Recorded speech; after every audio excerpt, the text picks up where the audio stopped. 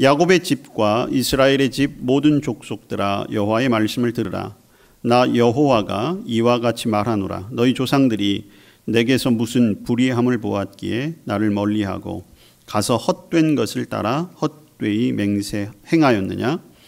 그들이 우리를 애굽 땅에서 인도하여 내시고 광야 곧 사막과 구덩이 땅, 건조하고 사망의 그늘진 땅, 사람이 그곳으로 다니지 아니하고 그곳에 사람이 거주하지 아니하는 땅을 우리가 통과하게 하시던 여호와께서 어디 계시냐 하고 말하지 아니하였도다.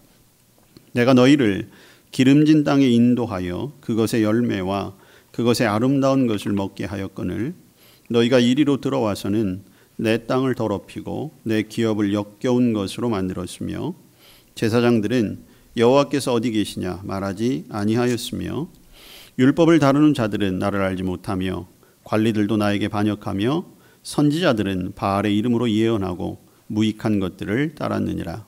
그러므로 내가 다시 싸우고 너희 자손들과도 싸우리라. 여호와의 말씀이니라. 너희는 기띔 섬들에 건너가 보며 게달에도 사람을 보내 이 같은 일이 있었는지를 자세히 살펴보라.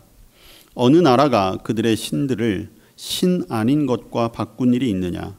그러나 나의 백성은 그의 영광을 무익한 것과 바꾸었도다. 너 하늘아 이 일로 말미암아 놀랄지어다. 심히 떨지어다. 두려워할지어다. 여호와의 말씀이니라. 내 백성이 두 가지 악을 행하였나니 곧 그들이 생수의 근원이 되는 나를 버린 것과 스스로 웅덩이를 판 것인데 그것은 그 물을 가두지 못할 터진 웅덩이들이니라. 아멘. 누가복음 14장 7절에서 14절까지 말씀입니다. 한 절씩 교독하겠습니다. 청함을 받은 사람들이 높은 자리 택함을 보시고 그들에게 비유로 말씀하여 이르시되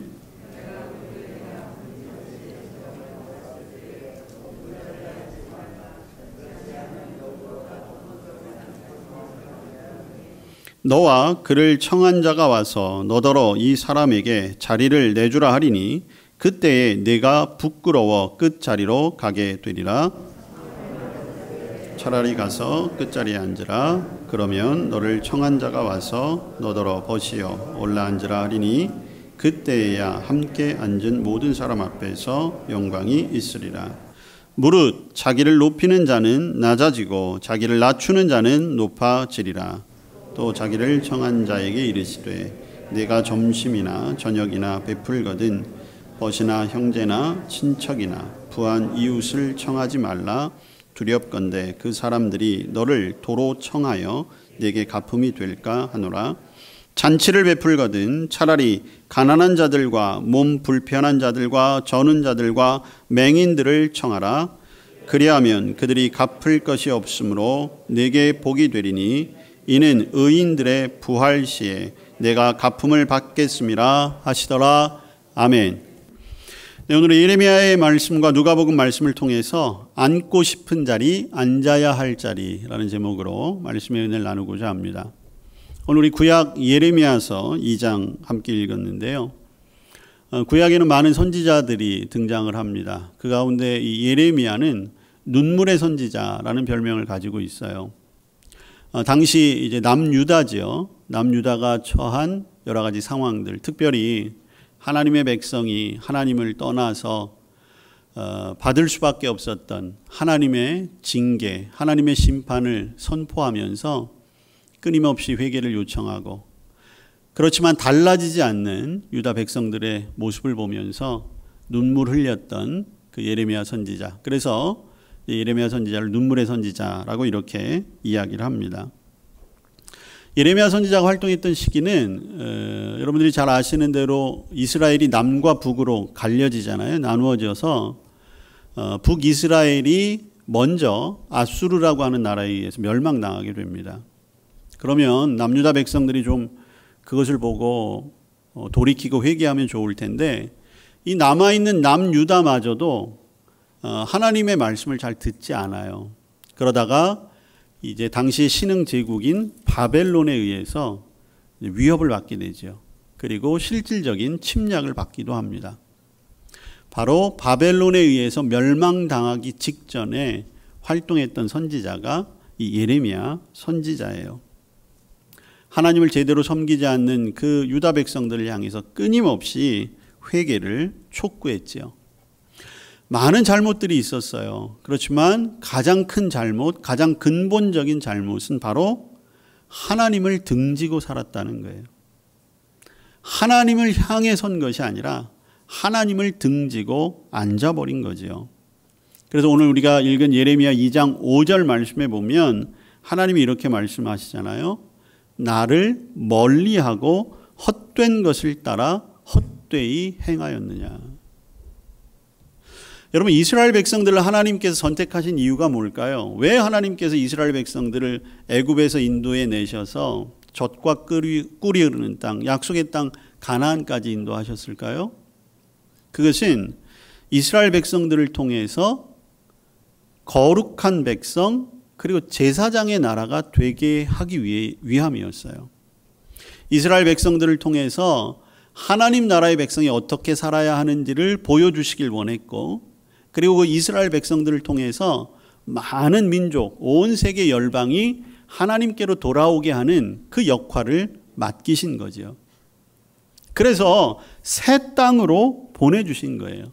가나안 땅. 그런데 이스라엘 백성들은 어떻게 했습니까? 하나님이 정해주신 그 땅에 들어가서 하나님을 바라보고 산 것이 아니라 당시 그곳에 살고 있던 이방 나라들, 특히 우상을 섬기던 가나안 사람들의 삶을 보게 되었고 그 삶을 그대로 쫓아가게 됐어요. 당시 가나안에 살던 사람들은 어떤 사람들이었습니까? 자기 뜻대로 살던 사람들이에요. 자기 뜻대로 산다는 것은 자기 마음대로 자기 고집대로 산다는 의미도 있지만 또 한 가지는 소망이 온전히 이 땅을 향해만 있다는 거예요.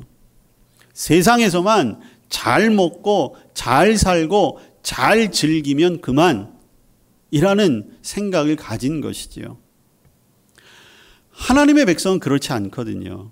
자기 뜻대로 사는 것이 아니라 하나님의 뜻대로 사는 사람들이 하나님의 백성이에요. 이스라엘 백성들은 하나님의 백성이기 때문에 하나님의 뜻대로 살아가야 했거든요. 근데 가나안 땅에 들어가 보니까 자기 뜻대로 사는 사람들이 너무 좋아 보이는 거예요. 흥청망청 즐기면서 이 땅에서 많은 것들을 모아들이고 그것을 즐기고 사는 삶이 좋아 보였던 거죠. 하나님이 십계명과 율법을 통해서 이런 것들은 해라, 이런 것들은 하지 마라 그렇게 지정해 주신 것이 답답한 거예요. 불편해지기 시작을 한 거죠. 그래서 어떻게 합니까? 조금씩 하나님 편에서 몸을 돌리기 시작을 하는 거예요. 그래서 처음에는 하나님 눈치 보면서 야금야금 죄를 짓지요.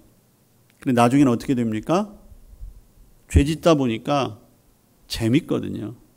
그러니까 그때는 하나님 보란 듯이 죄를 즐기기 시작하는 백성이 되어버렸어요. 하나님을 믿고 순종하기보다는 당시 가나안 사람들이 믿고 가나안 사람들이 섬겼던 바알, 아세라 그 외에도 많은 우상들을 섬겼습니다. 왜 우상들을 섬겼습니까? 가나안 사람들을 보니까 그저 바알과 아세라 그 만들어 놓은 신상 앞에 그저 넉넉하게 제물만 갖다 바치면 그걸로 끝이었어요. 그거 갖다 바치고 이 세상에서는 그냥 아무렇게나 살아도 별 문제가 없는 거예요. 부도덕하게 살아도 아무리 죄를 지어도 그저 아세라나 바알 앞에 제물만 갖다 바치면 그 신들이 복을 준다. 그렇게 생각했던 거죠. 근데 하나님 앞에서는 그게 아니었거든요. 하나님 앞에서는 제사도 정성스럽게 드려야 되지만 이 땅의 삶 속에서도 거룩한 백성으로 살아야 되니까 이런 거 저런 거 생각할 필요 없이 우리도 그냥 바알 적당히 섬기고 이 땅에서 적당히 살면 되겠다. 그것이 행복한 일이라고 생각했던 거예요. 그러자 하나님이 뭐라고 말씀하십니까? 오늘 예레미야 2장 11절에 이렇게 표현하시잖아요. 나의 백성은 그의 영광을 무익한 것과 바꾸었다. 우상을 섬기는 일은 무익한 것이라는 거예요. 헛된 것, 무익한 것. 왜 그렇습니까? 우상은 복을 줄 수 있는 존재가 아니에요. 할 수 있는 것이 아무것도 없어요. 여러분, 하나님의 선택을 받은 유다 백성들은 하나님을 믿고 의지하는 것을 오히려 헛된 것이라고 생각하고 무익한 것, 쓸데없는 것이라고 생각했던 거죠. 영혼이 병든 거예요. 하나님의 뜻대로 거룩한 백성으로, 택한 백성으로 살아가는 것이 왠지 손해보는 것 같고, 왠지 뒤처지는 것 같고, 그리고 이 세상에서 잘 먹고 잘 사는 것, 그러면 안 되는 것 같고, 그런 생각이 들었다는 것이죠. 여러분, 오늘날 우리의 고민도 사실 이것과 똑같아요. 저와 여러분이 하나님을 믿고 살아가잖아요. 여러분, 하나님 믿으시죠? 분명히 믿으세요? 정말로 믿으세요? 진짜로 믿으시는 거 맞아요? 확실하게 믿으세요? 대답이 점점 줄어드는 건 왜이죠? 자, 여러분들 분명히 말씀하셨잖아요. 나는 하나님을 믿는 사람입니다. 근데 여러분, 제가 이렇게 한번 질문해 드려볼까요? 하나님을 믿는 게 여러분들의 삶 속에 어떤 의미인가? 하나님을 믿는 게 여러분들에게 어떤 힘을 주고 있는가? 하나님을 믿고 있다는 것을, 그 하나님을 의지하고 살아간다는 것을 여러분들이 정말로 삶 속에서 고백하고 체험하고 살아가는가라는 거예요. 간혹 우리는 이게 정말 하나님을 믿는 게 내 삶에 도움이 될까? 내가 정말 하나님을 믿고 있기는 한가? 그런 생각을 할 때가 있죠. 여러분, 그 순간이 굉장히 중요한 순간입니다. 여러분, 이 질문은 누구에게나 올 수 있어요. 그럴 수밖에 없어요. 그런데 그때 우리가 어떻게 해야 하는가? 여러분, 내가 정말 하나님을 믿는 게 정말 의미가 있는 걸까? 내가 지금 하나님을 정말 잘 믿고 있는 걸까? 그 질문이 마음에 일어날 때, 여러분, 그 순간 잘못 삐끗하면 우리는 유다 백성들처럼 불신앙의 자리로 가게 되는 거예요. 그때부터는 하나님이 아니라 세상의 물질, 세상의 권력, 세상의 행복, 세상의 부유함이 의미가 있어지는 거예요. 그런데 내가 하나님을 믿는 게 정말 나한테 의미가 있는가? 라고 하는 그 질문에 우리가 믿음으로 잘 대답하고 믿음으로 잘 고백하면 우리의 믿음이 한 단계 깊어지고 성숙할 수 있는 것입니다. 정말로 하나님을 인정하고 인격적으로 주님을 믿는 성숙한 믿음이 될 수 있는 것이지요.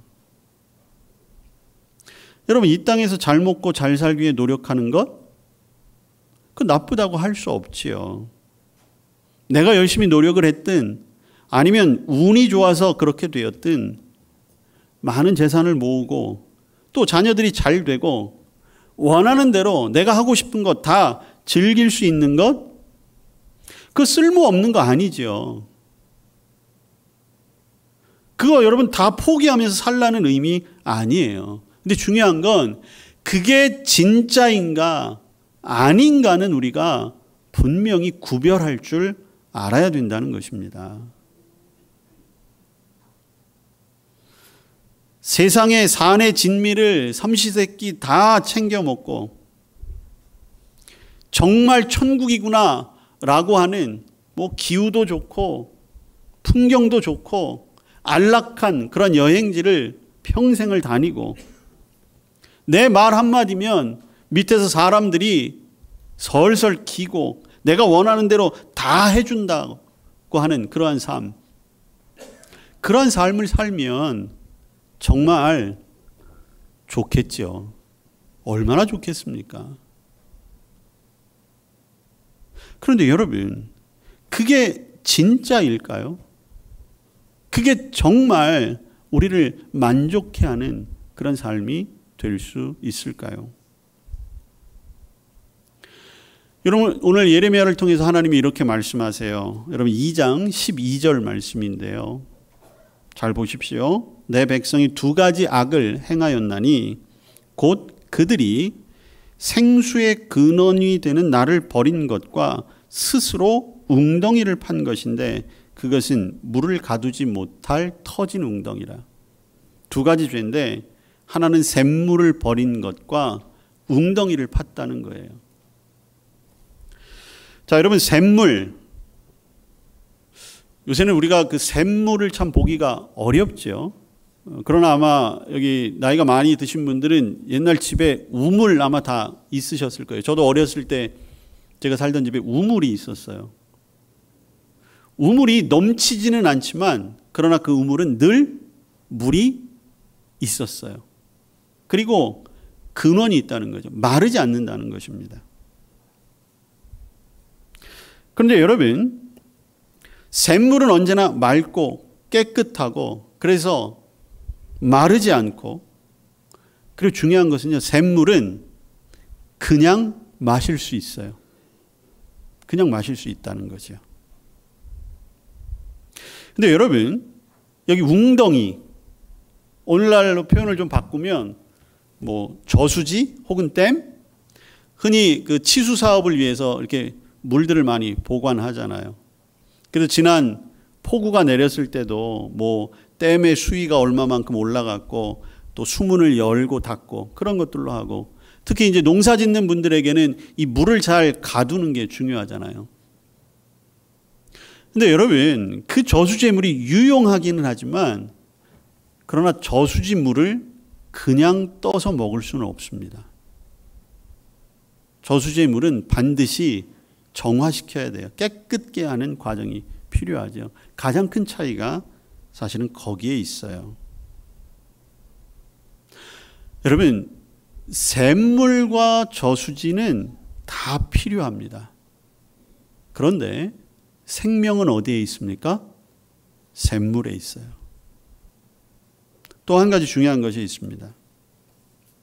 오늘날 세상 사람들은 사실 샘물보다는 저수지에 관심이 더 많아요. 그래서 어떻게 합니까? 저수지를 굉장히 견고하고 크게 만들어요. 물질적으로 번영하는 것, 돈을 많이 버는 것, 세상으로 유명해지는 것, 자식이 잘 되는 것, 권력을 가지는 것, 건강해지는 것,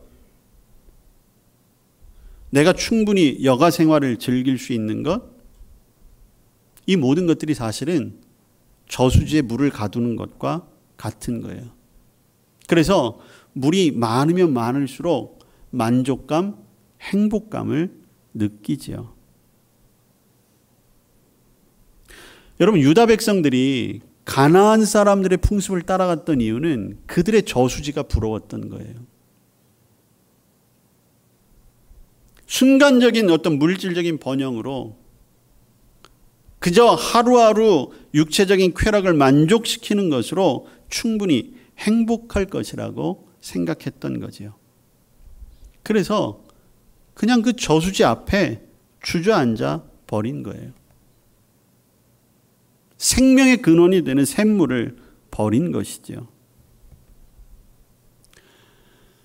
영적인 샘물의 근원이 되시는 하나님을 버린 것입니다. 하나님의 뜻을 찾고 하나님의 뜻에 순종하지 않게 된 것이죠. 그러나 여러분, 저수지의 물은 고갈되기 마련이에요. 그리고 오래 고여 있으면 그 물에서는 어느 순간 악취가 나고 오염되어 버리고 마는 거지요. 우리에게는 샘물도 필요하고 저수지물도 필요합니다. 여러분, 저수지를 다 버리라는 게 아니에요. 여러분들에게 주어진 재력, 여러분들이 지금 가지고 있는 어떤 사회적인 지위들, 여러분들이 행할 수 있는 모든 일들, 그건 필요한 거예요. 잘 활용하셔야 합니다. 여러분, 저수지의 물도 잘 활용해서 농작물을 키우기도 하고 뭐 발전해서 전기를 만들어내기도 하잖아요. 그거 다 없애면 안 돼요. 그러나 여러분, 분명히 기억하십시오.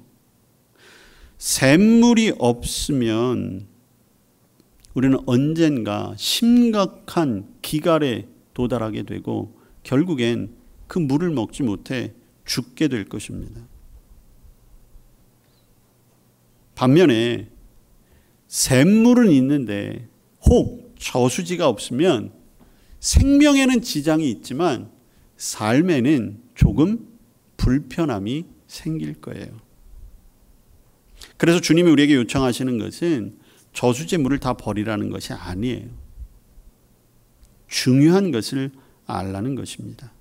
저와 여러분은 영적인 존재, 하나님 나라의 시민이잖아요. 또 그런 반면 우리는 육체를 가지고 이 땅을 살아가요. 이 땅에서 필요한 것들, 여러분 음식도 먹어야 되는 것이고 옷도 입어야 되는 것이고 살아가야 할 주거를 위한 집도 필요한 것이죠. 어느 정도의 물질도 있어야 돼요. 어느 정도의 욕구도 충족되어져야 합니다.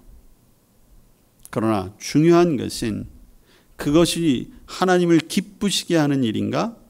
그리고 그것이 그저 저수지에서 퍼온 것이냐, 아니면 하나님의 샘물을 통해 우리에게 온 것이냐.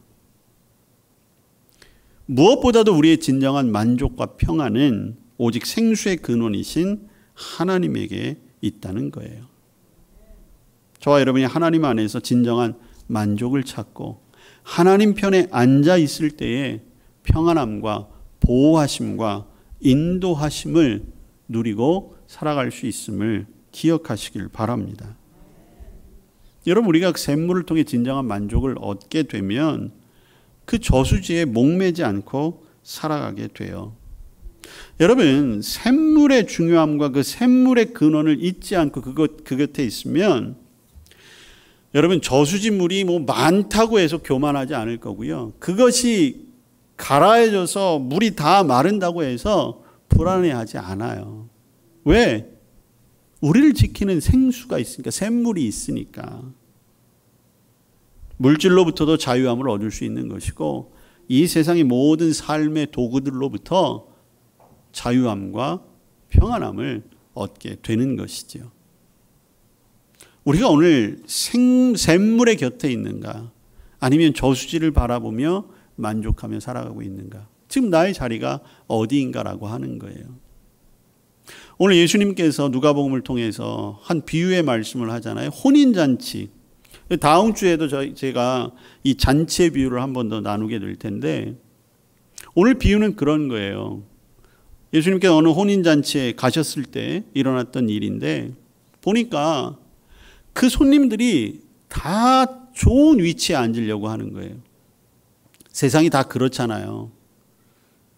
뭐 S석, A석, B석, 뭐 VIP석 있는 것처럼 그 자리가 그 사람을 나타내는 경우가 많아요. 근데 지금 예수님이 가셨던 그 혼인잔치도 그랬던 것 같아요.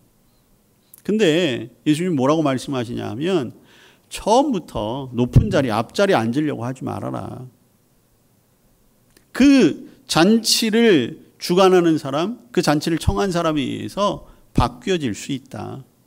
그러면 높은 자리에 있다가 밀려나는 것보다는 차라리 제일 끝자리, 낮은 자리에 있다가 높아지는 것이 훨씬 더 영광스러운 것 아니겠느냐. 여러분, 이것은 하나님 나라의 백성, 즉 하나님을 믿는 사람은 이왕이면 낮은 자리, 겸손의 자리에 있자라고 하는 의미로 말씀하신 거예요. 근데 여기에 우리가 주목해야 될 것은 높은 자리, 낮은 자리의 구분이 아니라 정말 우리가 앉아야 할 자리는 어떤 자리냐? 주님이 지정하시는 자리라는 거예요. 여러분, 누가복음의 본문에도 보면 청함을 받은 자가 자리를 내줘라, 자리를 안내한다라고 말하고 있거든요. 이 말은 뭐예요? 잔치집에는 그 주인이 정한 자리가 있는 것처럼 하나님 나라의 백성인 저와 여러분에게는 주님이 원하시는 우리의 자리가 있다는 거예요. 이스라엘 백성, 유다 백성들에게는 하나님이 그들이 샘물의 근원이 되시는 하나님의 옆에 앉기를 원하신 거죠. 그럼 오늘날 저와 여러분이 원하시는 그 자리는 어떤 자리일까요? 오늘 누가복음의 본문에 따르면 11절에 무릇 자기를 높이는 자는 낮아지고 자기를 낮추는 자는 높아지리라. 높은 자리를 탐하는 유혹을 버리고 가장 낮은 자리에 앉으라. 여러분, 무조건 낮은 자리도 아니에요. 주님이 원하시는 그 자리에서 겸손의 자리를 잃지 말아야 한다는 것이죠. 그것은 저와 여러분의 사명의 자리일 수 있어요. 근데 여러분, 사명도 마찬가지예요. 어디에서 옵니까? 생수의 근원이 되시는 하나님의 은혜와 능력에서부터 오기 때문에 결국은 저와 여러분이 앉아 있어야 할 자리는 하나님의 생수가 흘러나오는 것, 하나님의 능력이 있는 곳, 정말로 주님이 원하시는 그 자리, 거기에 앉아서 우리가 힘을 얻어야 한다는 것입니다. 여러분, 풍성한 은혜가 있을 때는 사실 내 육신이나 처지나 상황이 조금 불편하고 어려워도 감사하고 극복할 수 있어요. 근데 내 안에 은혜가 고갈되는 그 순간부터는 아무리 좋은 것을 먹고 아무리 좋은 환경에 있어도 늘 불안하고 두렵고 불만족스럽다라고 하는 것이지요.